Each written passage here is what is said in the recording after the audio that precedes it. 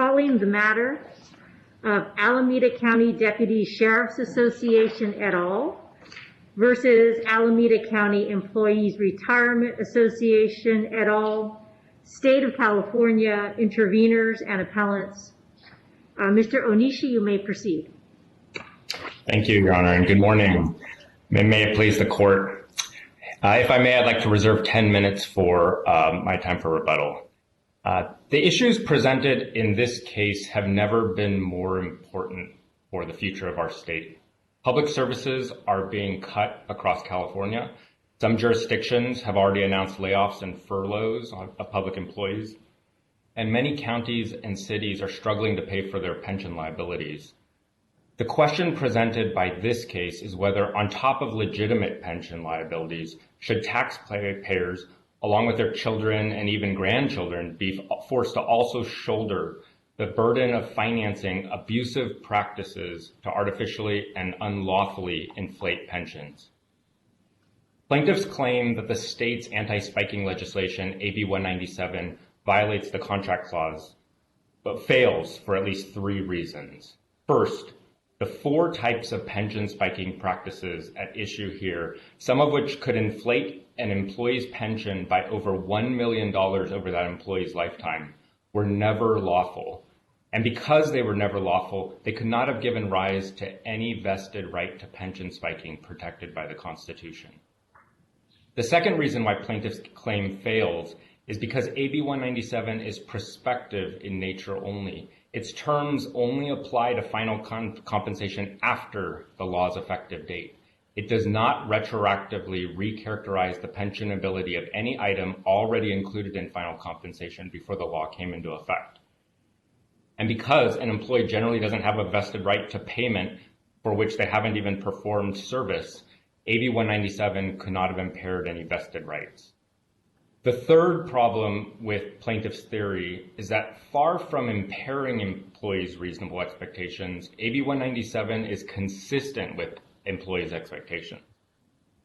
Members of SERL pension systems agreed to have their pensionable compensation calculated pursuant to the SERL statutory framework. Look at the settlement agreements, employee handbooks, and other policies that plaintiffs rely upon. Employees were consistently and repeatedly told that their pensionable compensation would be calculated according to SERL. The SERL framework, in turn, has always been subject to the qualification that the legislature may make modifications pursuant to its essential powers. SERL's provisions are not something that county employees bargained with the legislature for. In some ways, you can analogize the SERL framework to IRS rules that govern pension systems across the country. And just as changes to IRS rules do not always impair contracts, changes or clarifications to the SERL framework do not either. And the legislature has— Counsel, could I interrupt you? So could I take you to, I think, back to your first point, which actually is similar to your third. Can you describe your understanding of the state of the law before PEPRA, and especially in light of our decision in the Ventura County case? Yes, Your Honor. I think as to the issues in this case, the Ventura case, first of all, never dealt with the specific payments at issue here. The Ventura case made clear that payments do not have to be earned by everyone in the same class in order to be pensionable. However, Ventura never altered SERL's longstanding limits that require compensation to be both earned and payable during the final compensation period. And those are points that were affirmed by in-ray retirement cases in 2003 and Salas in 2004. And AB 197 is expressly crafted to be consistent with in-ray retirement cases and Salas. Didn't Ventura County make some very broad statements in general about any kind of cash compensation that's received as being pensionable, even when the cash is, for example, the cash out of previously in-kind benefit provided? So the specific type of leave cash outs at issue in Ventura were included in pensionable compensation, consistent in the same way that AB 197 makes those leave cash outs pensionable. So AB 197 does not say that all leave cash outs are not pensionable. Rather, it says the leave cash outs and the leave amounts have to be earned and payable during the compensation period. There's nothing in Ventura that contradicts that. And then with respect to the other item of pay, or one of the other items of pay, which is the standby pay, Ventura made very clear that overtime pay is not included and is excluded from the definition of pensionable compensation. And in the same way, there's no reason why standby pay would not be similarly excluded.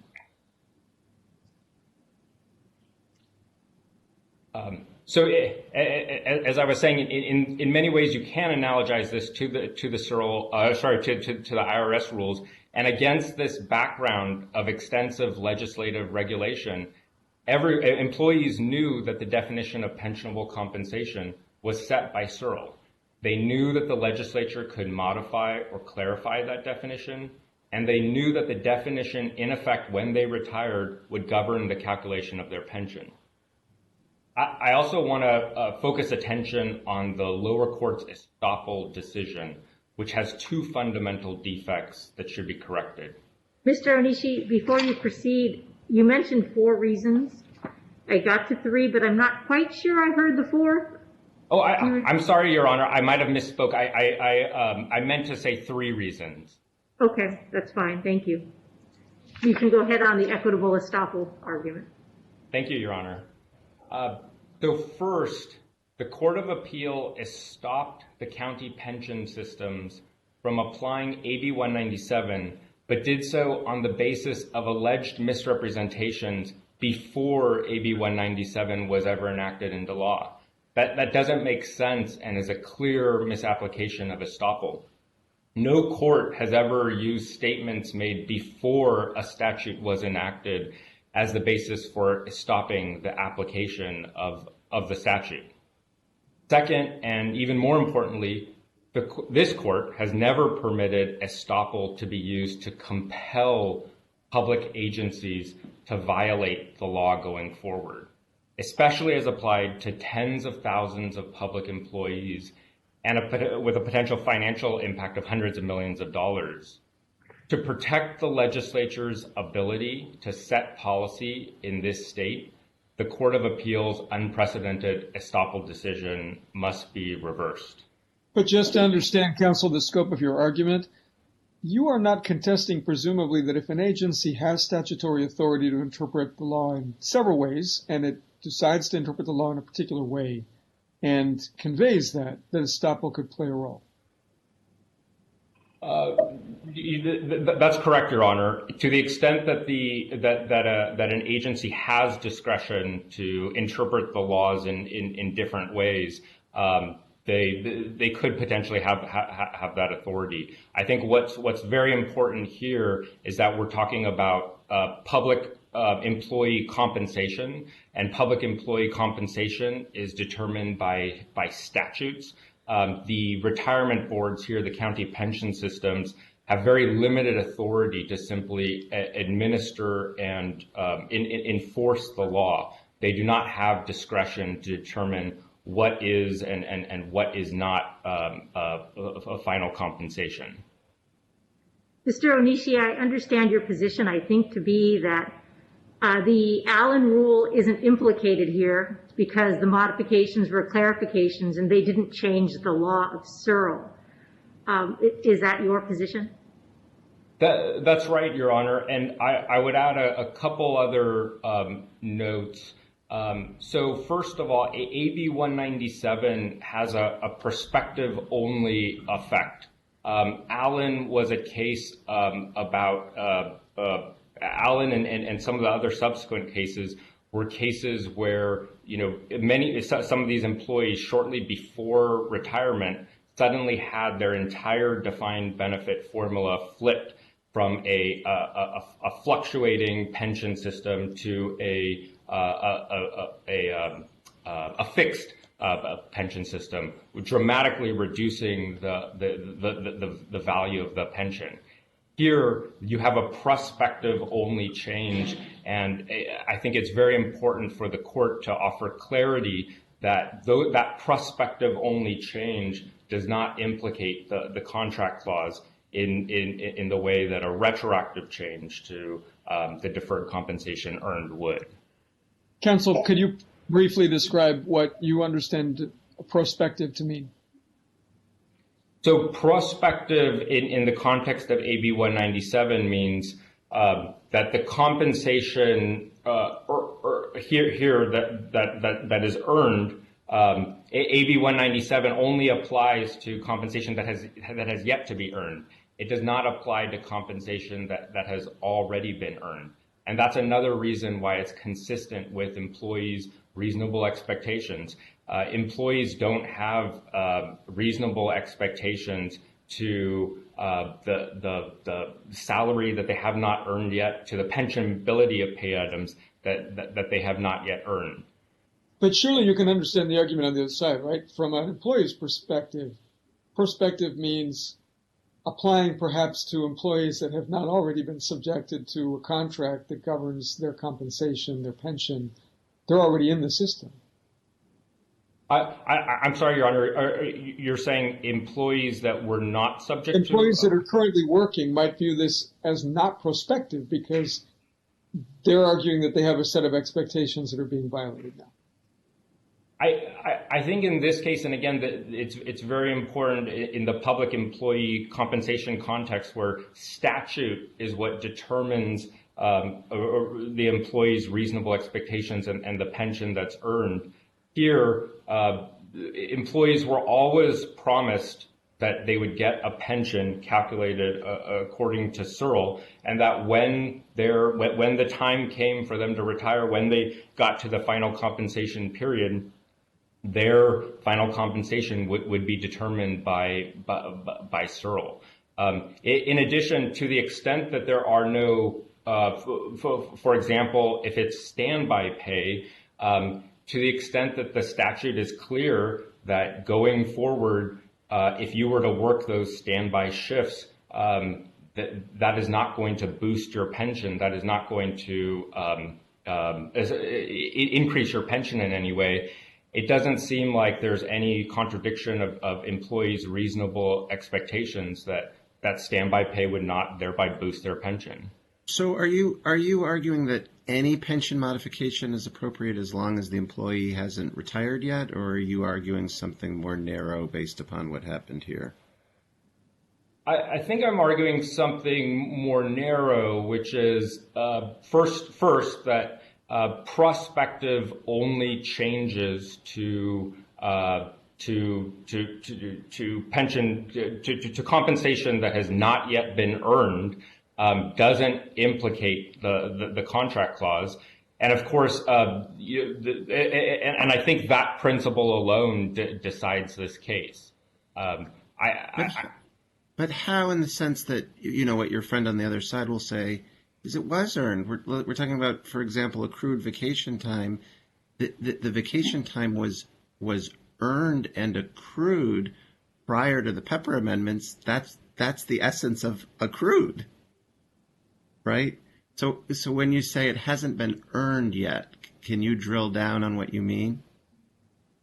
Yes, Your Honor. So these vacation cash outs, to the extent that they were the vacation was accrued and an employee decided to cash them out, they're free to cash them out, to receive that cash out. But Searle's rules have always been clear that when it comes to determining your final compensation, that is your pensionable compensation, the amount cannot exceed the amount of leave that you could accrue and cash out. And many of the settlement agreements are actually consistent with that principle. For example, well, I think your definition of we're getting tripped up here a little bit in your definition of prospective. I think because you are intertwining it with your argument that there has been, in effect, no change to Searle. There has been perhaps a clarification, as you would put it, to the Searle. But suppose I shift your frame of reference for a second and assume with me that PEPRA did change Searle, meaning that there had been one understanding previously which was broader than what you would, in terms of pensionability, than what you are urging. But suppose with me for a second that there was a reasonable expectation, even though Ventura County didn't speak precisely to all the issues here, that the broad language used in that case discussing cash remuneration in broad strokes would have encompassed many of the items that are now excluded or limited today. If that is the departure point for analysis, is it still just prospective?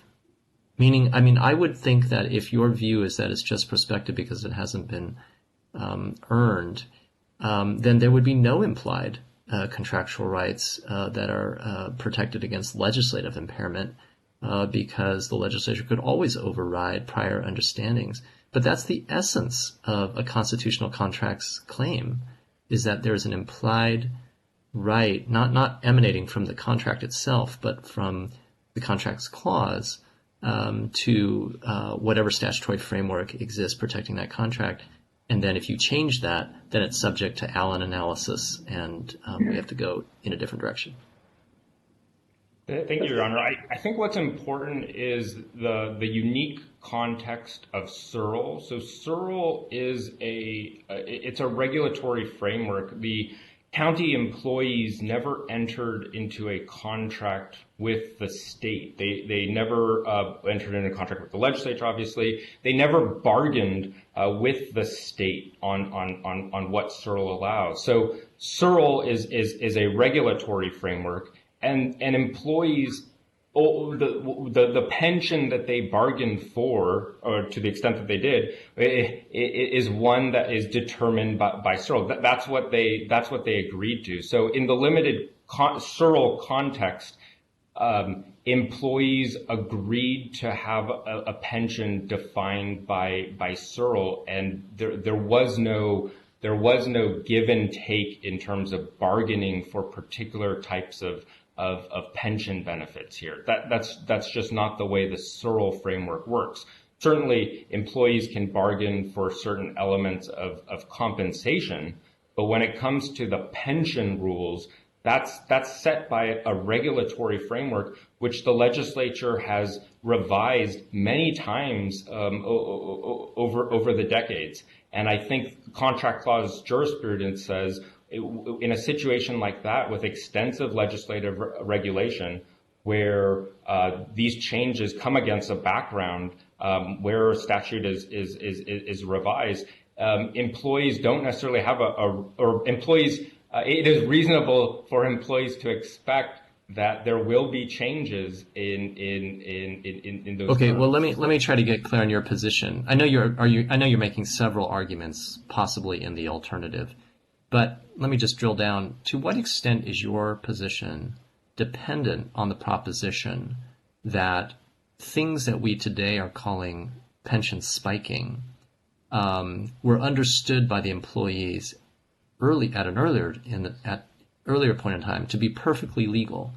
And to what extent is your position that they were simply wrong about that? They were simply wrong at the time they entered into their contracts or the settlements about the items that are now in dispute.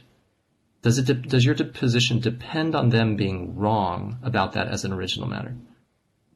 So thank you for asking that clarifying question. So there are multiple arguments here, some of which are in the alternative. So we emphatically believe that the law was clear and never ambiguous, just as the court held in Ray retirement cases regarding the pensionability of these pay items. But even if that wasn't correct, even if AB 197 did change the law, it still didn't implicate the contract clause because these changes were only on a prospective basis and were consistent with employees' reasonable expectations. And when you say consistent with employees' reasonable expectation, just unpack that a little bit more. What does that mean exactly? That they anticipated that this would happen, that they were on notice, that it would happen? What? Sure. So first of all, it was consistent with reasonable employees' reasonable expectations in the sense that our argument is that these pay items were always prohibited under the law. And of course, in the public employee compensation context, it's the statutes that determine reasonable expectations. Second, as I also discussed, there's no reasonable expectation to compensation that's not yet been earned. Then looking at this particular case and looking at the settlement agreements themselves, what were employees told? They were told that their pension and specifically their final compensation would be determined consistent with Searle. But before we go to those two, just to be clear, your first point is they were on notice that the law prohibited what they were trying to do. That's your position.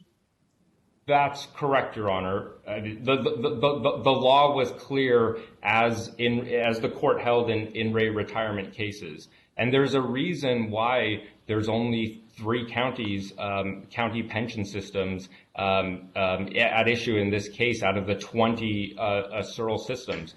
Most of the other county systems followed the law, which was not ambiguous, and ended these practices long ago.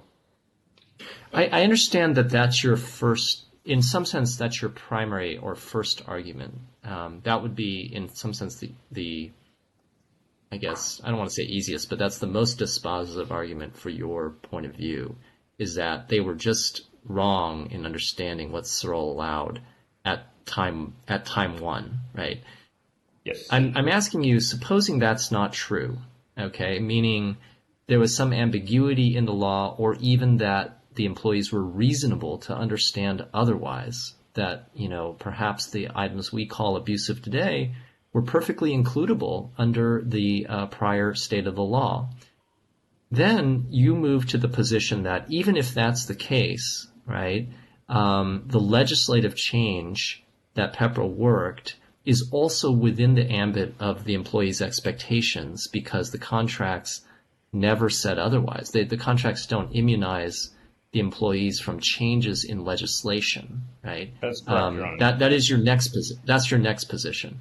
Okay, it's that position that I want to drill in on a little bit. I don't understand that position because doesn't that in effect almost eviscerate contracts clause analysis?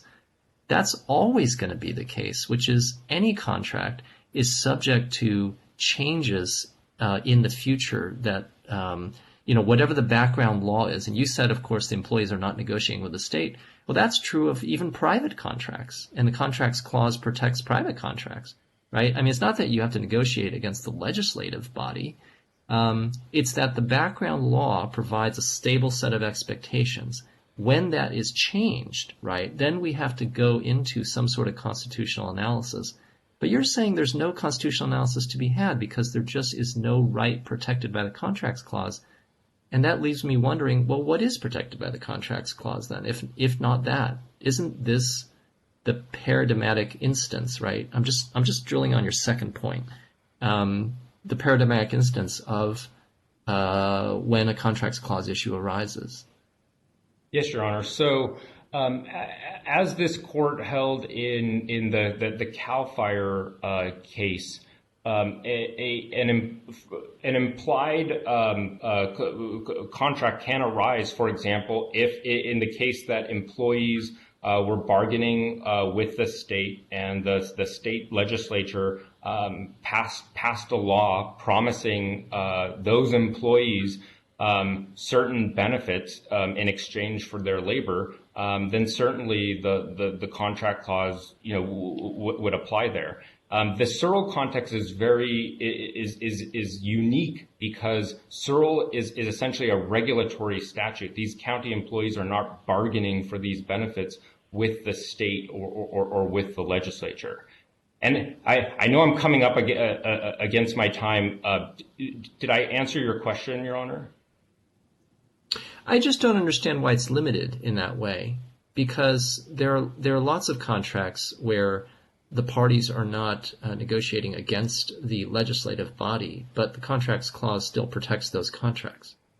I think in most cases where a court has found a state law to be problematic under the contract clause is where the state or the governmental entity was acting in its own financial interest to impair certain commitments or promises it had made in its own financial interest. That's what's different here in the Searle regulatory context. The state enacted this law not to protect its own financial interests. Mr. Onishi, you'll have 6 minutes on rebuttal. Thank you, Your Honor. Mr. Mastagni? Thank you, Your Honor, and good morning, Justices. May it please the Court, I'm David Mastagni, appearing on behalf of respondents. I would like to defer the last 10 minutes of my allotted time to my colleague, Mr. Talbot, to address issues pertaining to equitable estoppel. I will address why PEPRA's amendments to the Searle impermissibly reduced the definition of includable compensation in the pension formula, thereby impairing my client's vested rights in violation of the United States and the California Contracts Clause. The disputed Could I just items... begin, Mr. Mastagni, with the last question? Is the Contracts Clause limited to situations where the legislative body is, in a sense, kind of self-dealing in a way because it's reducing its own liabilities of that governmental entity? Absolutely not, Your Honor. This Court has already answered that question in the Sonoma decision, which is on all fours with a lot of the issues presented here. In that case, the state legislature passed a statute impairing local government COLAs in their labor contracts, and it did it predicated on an expectation of decreases in revenues similar to the justifications PEPRA is based on in 2008 and the arguments alluded to with the stay-at-home orders.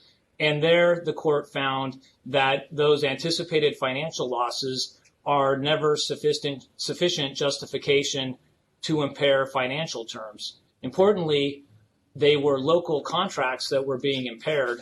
Another, since I'm on the case of Sonoma, very important aspect that has applicability here is that this court instructed that a contract can't be looked at in fragments. It has to be construed as a whole. And there they said that the anticipated wage increases in year 2 colored the wage demands in year 1 so that the employees, by performing work under the first year of the contract, had already provided valuable considerations for the expected increases in year 2. And in that case, this court applied heightened scrutiny because and found a violation of both the state and federal contracts clause. One last point on that issue is, apart and aside from that holding, here the state did have important financial interests at play. The PEPRA legislation was really AB 340 and 197, and 197, even the appellate court recognized, was just minor clarifications. And it was a package of statewide pension changes that were intended to reset pension compensation statewide at both the state and the local level. And the state had important financial interests for 2 reasons. One is that reset involved state employees, obviously, and it did it in 2 ways. It reset pension expectations for employees who hadn't been hired yet, and then it raised the impairment issues that are before the court today with respect to legacy employees. But the state also had a secondary self-interest in this because there's a statewide market, particularly for law enforcement and public safety services. And if the state were to reduce its pensions, it would be out of market with the state and local governments at a competitive disadvantage. So it did have a financial interest. We can go back to this in a moment, but if I could, let me ask a related question to the one Justice Liu raised. In the last few minutes, we've spent quite a bit of internet bandwidth trying to define what prospective means. So what does prospective mean to you? in this context? Thank you for that question. And I agree with the issues raised by Justice Liu. That was part of my prepared remarks. The pension formula is a function of age at entry of service, years of service, the definition as determined by the delegated authority of the retirement board as to what items of compensation are includable, and the multiplier. That equation or pension formula is applied to all years of service. So it's simply not true that it's prospective only, because in this case, with my clients, the Alameda deputies, they entered into a settlement agreement that was court approved in 1999, settling their Ventura claims. And there was an agreement as to what items of compensation would be included in their pension calculations. Everybody operated under the assumption that there was finality of judgment and that that settlement agreement created a vested right, apart and aside from the vested right and expectation created by the board's determinations. And they made contributions based upon the actuarial assumptions that those items of compensation would be included. Then when PEPRA comes into play in 2013, all of the sudden those expectations are reset and the pension formula is reduced by over 15%. That formula is applied to all years of service at the end of their employment, including the years of service that they had already performed prior to the enactment of PEPRA. To put it in simple terms, my clients were offered a deal by the county. They said, if you accept a lower amount of salary than you could maybe make if you were working in the private sector and agreed to provide us 30 years of service as a deputy sheriff or a first responder, we will provide you significant amounts of deferred compensation. That promise of deferred compensation is a very important aspect of the employment agreement. Because if you think about law enforcement today, you're subject to significant public scrutiny. There's wear and tear on your body and your mind, and there's only a limited amount of time that you're able to successfully perform those kinds of services. And so those employees need to have a substantial pension so that they can survive. And the employer needs to be attractive because there's a shortage of law enforcement supply within the state. So they made these offers. And okay, Justice Kruger, counsel, let me stop you there if I might. That's very clarifying and helpful in terms of setting the kind of background understanding of what perspective means to you.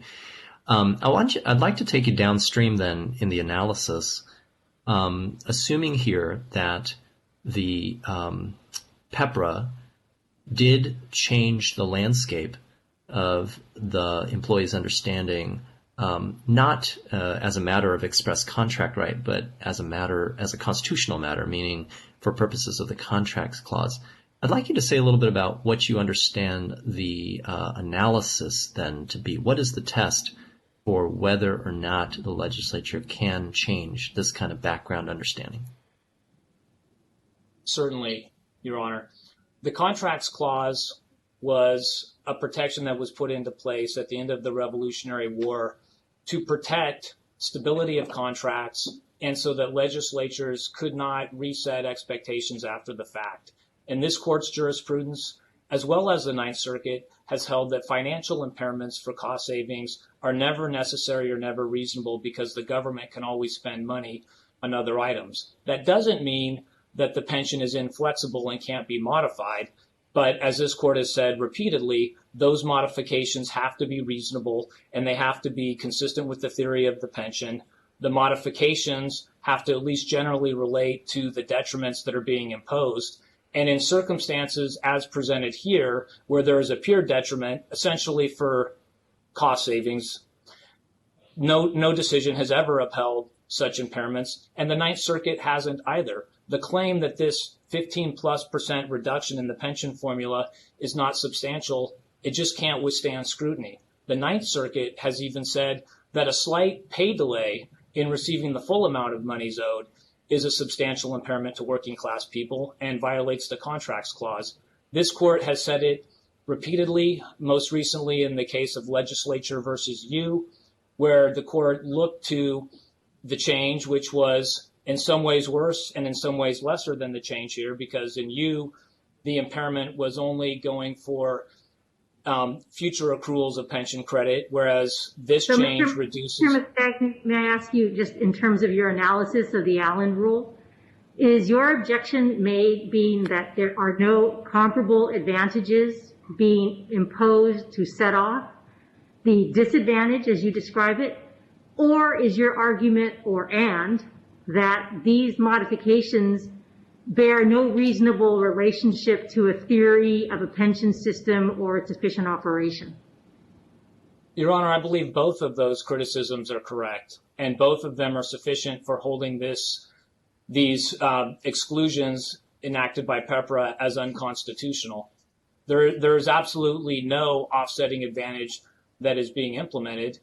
And here, as Justice Kruger noted in her concurrence in the CAL FIRE case, when an employee is agreeing to defer a substantial amount of the compensation that they're owed, there's an expectation that that deferred compensation won't be modified and impaired. And Justice Kruger, you also indicated that no reasonable employer would expect that an employee would accept employment under such terms. And what happened here is my clients were promised that they would have deferred compensation that would be calculated based upon the core components of the pension formula set forth in the SERL at the time that they accepted employment. We understand that terms and conditions of employment are subject to change and that they have no guarantee that they will receive any particular pay that may or may not be includable. For instance, you don't have a guarantee that you'll be assigned a detective and receive detective pay. But if you are assigned a detective and receive detective pay, there is a vested expectation that those payments will be included in your pension calculation. So, and Mr. that's what my question then is essentially, and I think I get it, is that there are these disadvantages which you have ably described to us that affect law enforcement under these contracts, under these settlement agreements or the previous understanding of SERL, contain significant disadvantage without any compensating advantage. To your analysis, how much of that aspect of the rule relies on should or relies on must provide advantages? Your Honor, I think that the phraseology has been a distinction without a difference in this court's jurisprudence and its progeny. The terms are used essentially interchangeably, but the fact of the matter is this court has always required some offsetting new advantage in order to uphold a modification of the pension. In the cases, Packer, for instance, the court said that that doesn't have to be precise, but there has to be something. In that case, survivor benefit was watered down so that the employee had to elect it and take a lesser pension, but they were also given additional disability benefits and death benefits, where the court found that it was a reasonable modification consistent with the theory of a pension. These modifications are based on political considerations to reduce. That's my second question to you, Mr. Mastagni, regarding the modifications. The state has indicated that its basis for these modifications to PEPRA affecting SERL involve closing loopholes, eliminating any quote-unquote manipulation. Several times, Mr. Onishi referred to pension spiking activity we see where the final compensation during the period of calculation before retirement is greatly increased. That's been the basis of the state's reasons, as I understand it, for purposes of these modifications. Your argument is, however, that that's not true, that in fact this is politically motivated or financially motivated, and we know from our case law, at least past case law, that financial modification cannot alone be the reason for changes to a public pension system? Yes, Your Honor. The definition of pension spiking is an inherently political term. It's not a legal term. And one person's pension spiking is another person's expectation of a promise. There's some of the advocates for PEPRA and these changes believe that public employees shouldn't have a fluctuating benefit at all, and that it should be similar to a 401k. And they would argue that anything besides that is pension spiking, or anything besides base pay is pension spiking. But the SERL gives... clear here, Mr. Mastagni, the court is not using the term pension spiking in any pejorative sense, but it's from the legislative history that led to the amendments in PEPRA. But please proceed. I understand that, Your Honor. And my point is just that that's an inherently subjective political term. And what the court should look at, in my opinion, would be what the expectations and the promises to the employees were.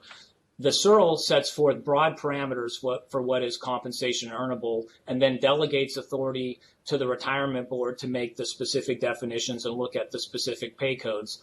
These were key inducements to my clients. They were advertised by the county. They were advertised by ACERA. They were given detailed instructions that these items of compensation would be included in order to induce them to select working for the Alameda Sheriff's Department as opposed to another employer. And the characterization of them as spiking, well, for instance, with respect to the terminal pay, which is really, in the case of Alameda, it's leave accrued during the final compensation period, and it's just a minor timing issue that's relatively arbitrary that it's paid at retirement as opposed to before that this claim of pension spiking is made. But if you made slight modifications in the labor contract regarding the timing, then those exact same payments would be perfectly legal, even under the state's interpretation of PEPRA. And so what I would submit is that if the state has issue with the agreement that was made, then it should change it for new employees, which it did with PEPRA. And if there's concerns about pension funding that the employer has, because another problem with the state's one-size-fits-all prescription is that it's really the employing agency that has the pension funding obligation. And so you really need to be looking at each county as opposed to saying there's a statewide underfunding problem. But there's several ways that the county can deal with these issues if they share the state's concerns. They can negotiate in labor contracts additional employee contributions towards the pension. They can negotiate changes in the terms and conditions of employment that modify the compensation items that are included in the promised definition. What I would submit... I have a question for you along the lines of something Mr. Onishi had said earlier. And his position is that these are merely PEPRA amendments, B1 through 4, telling us what compensation earnable is not, are merely clarifications of what had always been prohibited by SERL, and that basically reasonable pensions and reasonable expectations of pensions never included the items that the PEPRA amendments now prohibit, or clearly prohibit. And his position is that isn't always been the law, and Ventura really didn't change anything about that. But I understand your position, at least implicitly, based on the people who have been receiving these benefits, that that's absolutely 100% wrong. That in fact, these have been allowed, and these kinds of payments have historically been expected and relied upon. So do you base that on a reading of SERL, or on a reading of SERL and Ventura, or just on a reading of Ventura, period? Thank you, Your Honor. I base that opinion on the reading of SERL in light of this court's holding in Ventura and other pension cases. And I think there's no doubt with respect to the second part of your question, expectations. The expectations were clearly laid out. There was a settlement agreement that clearly articulated that these leave pays would be included, and it was advertised to my clients to induce them to accept employment. In terms of whether it was always prohibited by the law and the law was always clear, I believe it's anomalous for the state to take that position and then at the same time say PEPRA was necessary to clarify the law, where we had to identify all of these specific exclusions and put them in there. And the truth of the matter is that the definition of compensation earnable in the statute at the time that my clients accepted employment created broad parameters, and it delegated the responsibility to the retirement boards, much like the PERL delegates responsibility to the PERS board to make determinations as to each specific item of compensation and as to whether or not those are includable items of compensation. The Ventura decision gave a lot of guidance and colors those determinations, but it also left a lot of open questions for the boards to determine within their discretion. And there's an additional issue I do want to address without running into my colleague's time, which is that even if the court disagrees with me, and which I believe would essentially require finding that Ventura was wrongly decided, because Ventura specifically, as Justice Liu indicated, found broad categories of compensation includable, including specifically on-call pay, which PEPRA specifically excludes. But we also have here an express contract via the Ventura settlement agreement. And this isn't just a contract that was between a union and a county to try to circumvent the law. This was an unclear legal issue left open by Ventura. It was a class action lawsuit. It was supervised by a court. It had judicial scrutiny, and a settlement agreement was approved. And that settlement agreement essentially stayed intact until the Court of Appeal decision in 2018. So it had been intact for 19 years, and it set the parties' expectations as to what would be included and what wouldn't be included.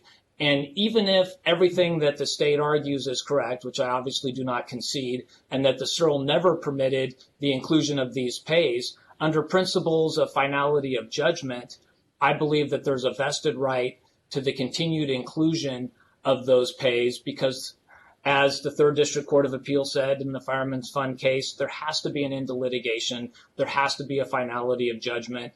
In the Chisholm case, where the parties' positions were essentially reversed and pensioners wanted to reopen a Ventura settlement to seek additional benefits, the court there appropriately said, no, you have a settlement agreement, it's enforceable. And so here you have a court-approved settlement agreement creating a vested right, and it should be entitled to the protections of finality of judgment, so that the boards can settle matters, and so that the pensioners understand what their rights are, and the boards understand what their obligations are. And I just want to make sure I understand the outer parameters of your argument with respect to Allen. And I guess what I hear you to be saying, to reduce it, is, let's imagine a pension system, a massive economic downturn, a pension system on the brink, a county's pension is going to become insolvent. I hear you to be saying that even given that doomsday scenario, if there's not a commensurate advantage, the system simply cannot make any cost savings changes with respect to existing employees, even if the pension system is on the brink. That is, I hear you to be saying, better to let it go insolvent, better to let the county go bankrupt than make changes to existing employees. Does the argument go that far? I don't believe it goes that far, and I would argue that the proper focal point is not the system, but it's the county. As the Stockton bankruptcy clearly indicated, the funding obligations are the county's. The system invests the money and processes the pension payments. And so you really would have to look at the financial condition of the county. And were the county unable to make its obligations, then bankruptcy is the forum where contracts are impaired and all creditors are treated equally. But if the system is underfunded, there's a variety of different ways that can be corrected short of bankruptcy. I mean, the simplest is to just simply require that the county provide additional pension contributions. And there is a release valve without filing bankruptcy, and that is through negotiations and changes in the terms and conditions of employment. The PERL and the SERL have always allowed variations, at least for legacy employees, on the amount of employee contributions. And the fastest way to ease those pressures would be to negotiate additional employee contributions, or to have the system adjust the actuarial contributions from the employer and the employee so that it gets adequately funded. I mean, another aspect, Justice, is that the funding level of the system is not... Mr. Mastagni, after you finish this thought, your time has expired. Thank you, Your Honor. Is that the funding level of the system is inherently subject to change, because we saw when the actuarial assumptions were modified, that had significant impacts on the funding levels. But with that, I'll yield my time to Mr. Talbot. Thank you.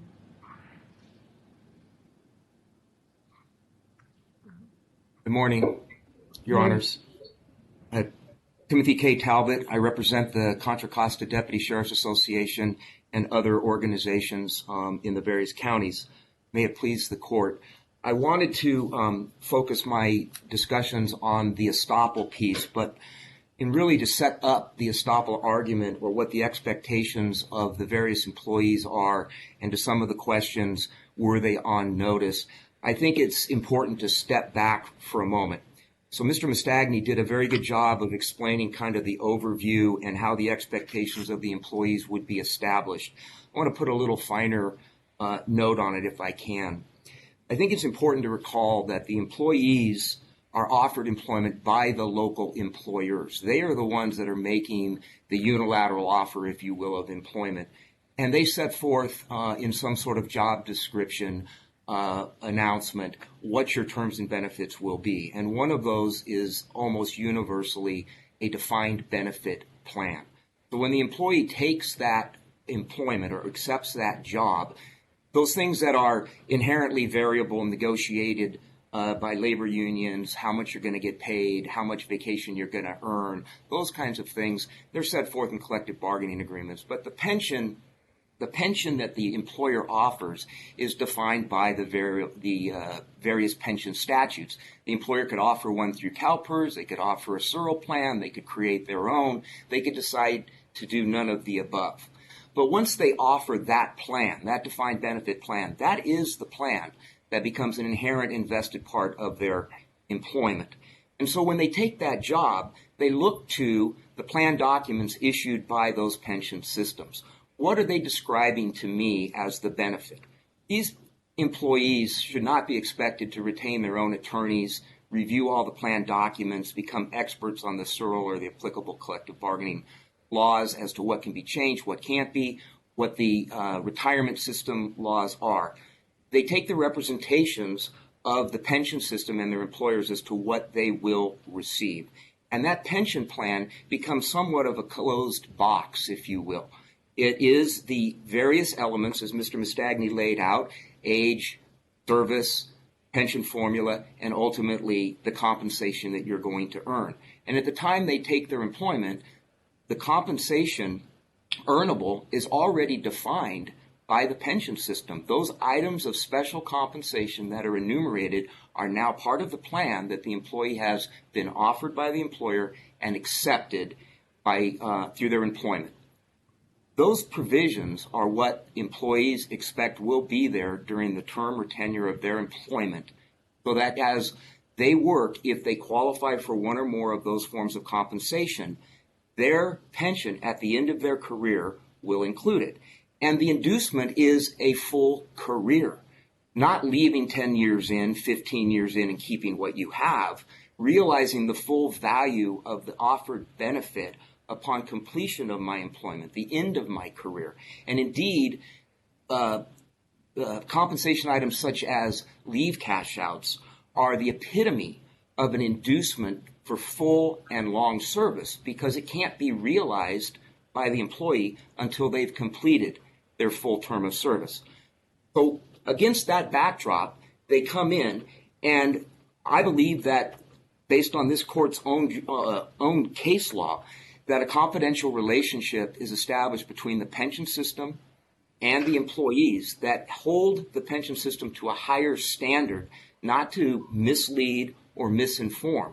So a simple fine print line, oh, by the way, your pension is calculated according to SURL, cannot override explicit, overt assertions by the pension system that these items will be included in your pension, that you should take advantage of them. That is a direction or advice as to how to operate. And in contrast, Counsel, is it your argument that those assertions can bind the legislature's ability to enact otherwise legitimate changes to pensions through legislation? So I think the focus is different. The contract is with the employer. The employer is bound to provide the plan that was confined in the benefit at the time, those elements. So the legislature could, for new employees, certainly change things. But as to existing employees who accept those terms, the legislature cannot change those. If someone wants to minimize them or eliminate them, that would be negotiated as to the compensation side, not the pension side. And to what extent is your estoppel argument here granted on something special about pensions or about the contract clause versus reflecting a general theory of estoppel that cuts across the entire work of government? Well, I would look to this court's precedent, and the Longshore case, I think, is remarkable for that very premise.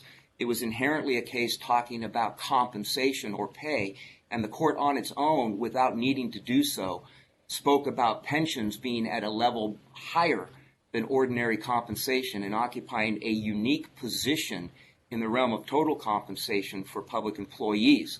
And so against the backdrop, pensions by themselves are held to a higher standard of importance, and references to that premise that exists certainly in the minds of the employees who take the job is replete throughout case law for decades, that is one of those sacrosanct benefits that public employees take.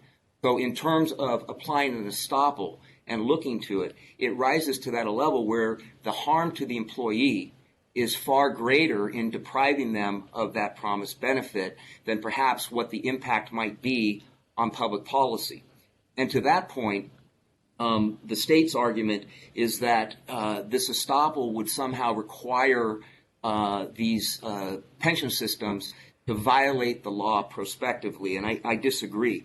Once you understand that the pension right accrued upon acceptance and performance of employment, you are merely applying the pension formula that was already in place and agreed to prior to the enactment of AB 197. So it's not a prospective application in that sense, it is the actual application.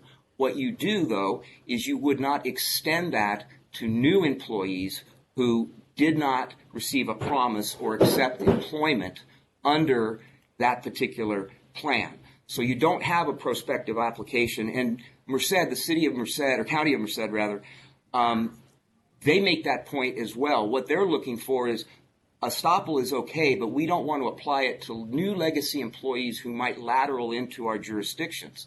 That would be a prospective application because they didn't receive that promise as an inducement to work for that particular county. But we're not advocating for that. We're talking about a confined group of legacy employees that will never expand on a fixed set of law that also has been changed going forward for new employees. So I believe that this argument that estoppel would force these jurisdictions to violate the law is not well founded. And even if you look to some older cases, I think the Crumpler Court of Appeal decision is instructive here. In that case, the court found an estoppel would apply where two employees were erroneously mischaracterized as safety employees, which would enable them to a greater pension benefit than they were legally entitled to.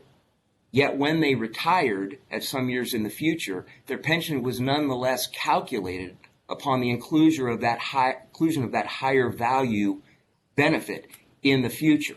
And so the point being is that the promise that was made to those employees needed to be filled. I would note that if you accept the premise of the state and the employers, then they're actually asking for a windfall in terms of consideration. They've promised the payment to these employees who have performed the service, given the only consideration they can provide for this contract. And yet the state is saying that they should not be paid the full value of that promised compensation for that work. We can't unwind time and put these employees back at the beginning and say, you should have made a different choice. And to the point of, were they on notice? As I've said before, there's no employee that comes in and says, I know that my pension can be changed. On the backdrop of pension law, and what everyone would tell them is once you begin working and once those items of compensation are in the plan you've accepted, they can't be changed under the California rule and 70 years of existing precedent. The only reason we're here is because of the enactment of AB 197 and PEPRA and the litigation that followed. And until the Court of Appeal decision in this case, as Mr. Mastagni noted, it was still unclear as to whether there was Gelfie discretion, whether Ventura was completely correct. And so there was no way for any employee employed during that time to have understood or expected anything other than what was promised to them. So I don't believe any of the other arguments that the state has made. I would note, to the extent that it was prominent in some of the briefs, that in Contra Costa County, it's alleged that active employees were not covered by the Paulson settlement agreements. If you look at those documents themselves, public employee, active employees are referenced 3 separate times in those agreements, and it actually mentions that the active employees will be contributing to the future cost of those benefits for themselves. And there is record in the evidence in the record from the pension system itself confirming that they extended those benefits to all employees in the county to resolve the litigation and pending or threatened litigation. So it's all one act, really, a series of acts that is one consummated act. But the point is that it was all part and parcel of a promise to employees, and their expectations have to be filled and maintained in this case. And the court's existing jurisprudence on estoppel sets forth all of the rules that can be applied easily in this case. It does present that unique combination of government action and reliance over an extended period of time that warrants estoppel if the court doesn't otherwise find that there was a vested pension benefit for all the reasons that my colleague stated previously. Unless there's any other questions. Mr. Talbot, thank you. Your time's expired. Mr. Onishi, 6 minutes. Thank you, Your Honors. I want to just make a few quick points about estoppel and then return to some of the questions that Your Honors were asking. On estoppel, it's very important to note that counsel has not contested the point that that the county retirement systems made absolutely no representation regarding AB 197. So they're basically asking this court to apply estoppel to a statute upon which no one disagrees that there was never any misrepresentation made. That again, it completely contradicts the theory of estoppel. There's also a certain absurdity here where counsel is claiming that there were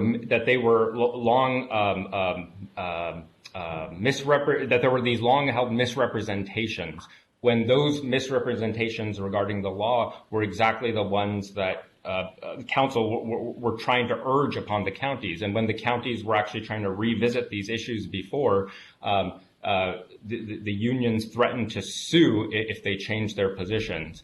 Finally, contributions don't determine pensions. This was discussed in retirement cases. One's pension is determined by one's statute. And in fact, the employees were told in handbooks repeatedly, your contributions will not determine your pension. To the extent that that contributions were increased in response, those which we contest, those could easily be refunded. On some of the other points that your justices raised, again, this AB 197 was not passed for cost savings. As the Chief Justice noted, it was passed to close certain loopholes and windfalls.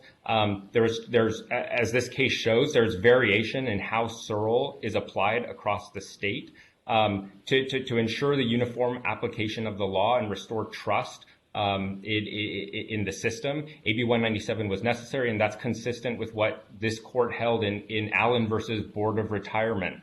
The 15% that counsel cited, the 15% reduction is almost entirely based on a reduction in terminal pay.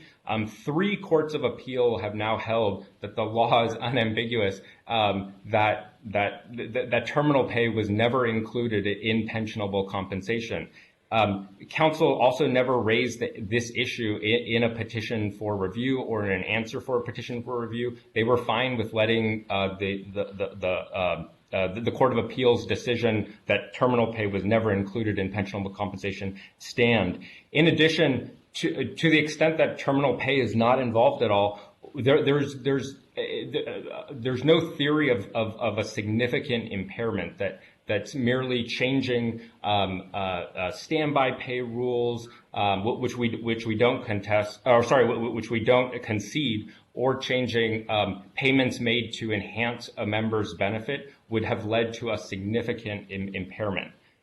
This court has not addressed a prospective modification only in the pension context, but it has addressed issues related to salary and other types of public employee compensation, where this court has held that the contract clause is not implicated where an employee has not yet earned that public compensation.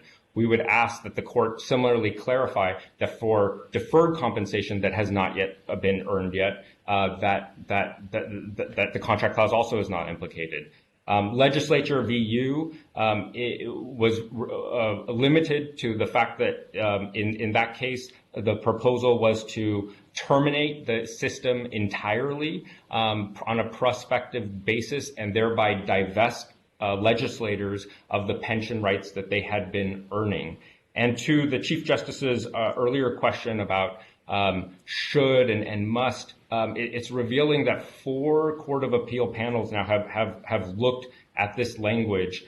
They've all held that the strict comparative advantages test that the unions are advancing here, it does not reflect the law. If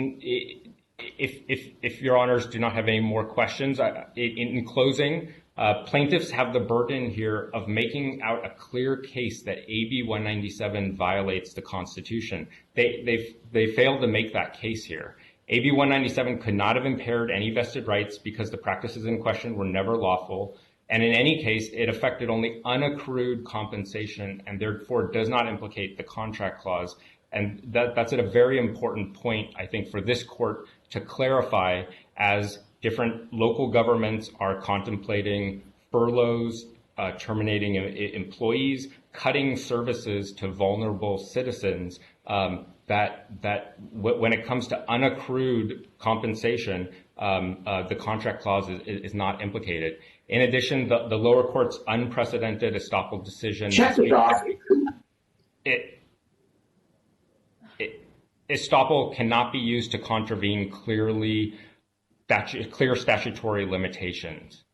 The state respectfully requests that this court allow AB 197 to finally put an end to egregious pension spiking practices that for years now have been ripping off taxpayers, unlawfully piling debt onto future generations, and undermining the public's trust. Thank you, Mr. Onishi, Mr. Mastagni, and Mr. Talbot. The matter is submitted.